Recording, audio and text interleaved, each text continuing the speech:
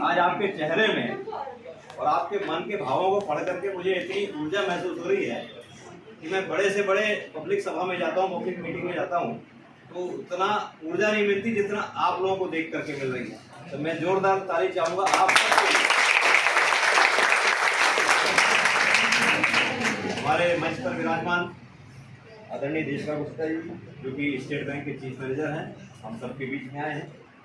हमारे भाई विनीत मिश्रा जी, जो लगातार एक शिल्पी की तरह से आप लोगों के भविष्य गढ़ने का काम कर रहे हैं, स्तर की शिक्षा दे रहे हैं, जिसकी अपेक्षा बड़े बड़े शहरों में की जाती है।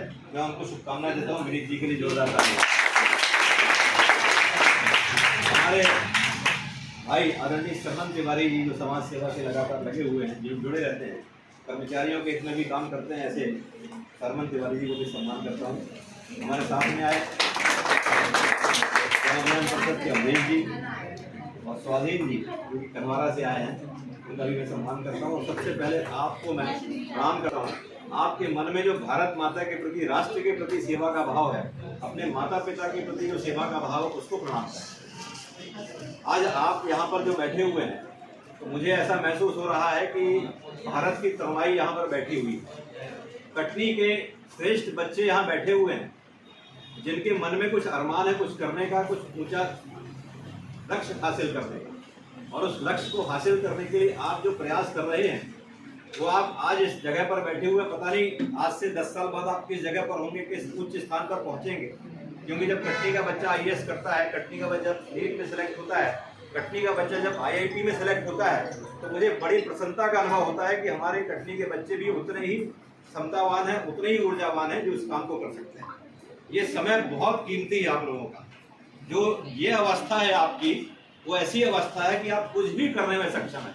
आप अगर ठान लें कि आपको ये काम करना है, तो कोई दुनिया की ताकत आपको रोक नहीं सकती। आपने अगर ये ठान लिया कि आपको इंजीनियर बनना, IIT करना है, आपको IAS करना है, नीट में जाकर के डॉक्टरी की परीक्षा पास करके बहुत बड़ा सेवा का काम करना है, और किसी ने मन में ठान लिया कि सेवा का काम करना है, किसी ने IAS IPS बनने का सोच लिया, तो कोई दुनिया की ताकत नहीं रोक सकती। लेकिन आपको प्रतिदिन उसका संकल्प याद करके चल रहा है कि मुझे ये बनना है, और दुनिया की सारी शक्तियां आपको आपके इस लक्ष्य को हासिल करने में मदद करेंगी, अगर आप अपने लक्ष्य के प्रति ईमानदार हैं। आपने अगर ये सोच लिया कि मुझे ये करना है, क्योंकि आपके मन में इतनी ऊर्जा है, ईश्वर ने इतनी बड़ी शक्ति दी है, आपके मन में इतनी ताकत दी है, शारीरिक रूप से हम हर तरीके से सक्षम है, मानसिक रूप से सक्षम है, तो हम अपने लक्ष्यों को हासिल कर सकते हैं। आज यहाँ पर कोचिंग जो होती है, यहाँ पर सभी तरह के बच्चे पढ़ते हैं। हम अपनी क्लास में, स्कूल में सब बच्चे साथ में पढ़ते हैं, लेकिन कोई बच्चा IAS बनता है, कोई प्रधानमंत्री बनता है, कोई मुख्यमंत्री बनता है, कोई कलेक्टर बनता है, कोई SP बनता है। सब बच्चे बराबर हैं।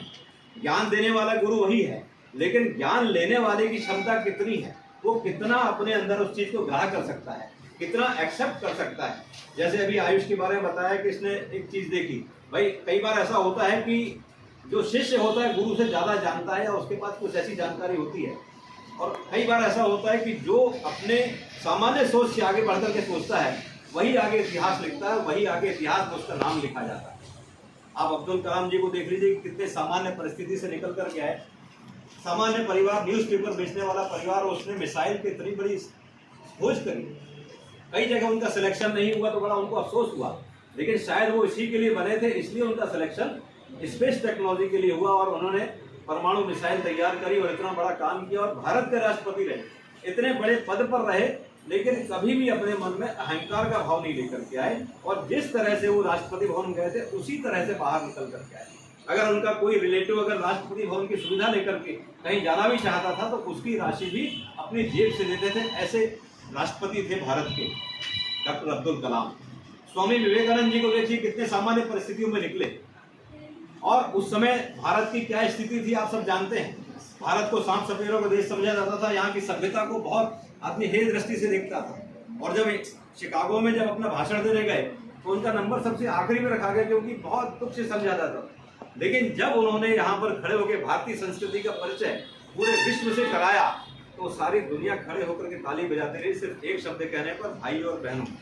भाइयों, अमेरिका के भाइयों और बहनों इतना कहा तो एक मन में जो वसुदेव कुटुंबकम का भाव है, विश्व बंधुत्व का भाव है, वो भाव सबके मन में जागा और उनने लगातार उस सत्र में बोला। और आज उनके ऐतिहासिक भाषण हमें सुनना चाहिए, पढ़ना चाहिए, उनके जीवन से प्रेरणा चाहिए। उन्होंने यही कहा था कि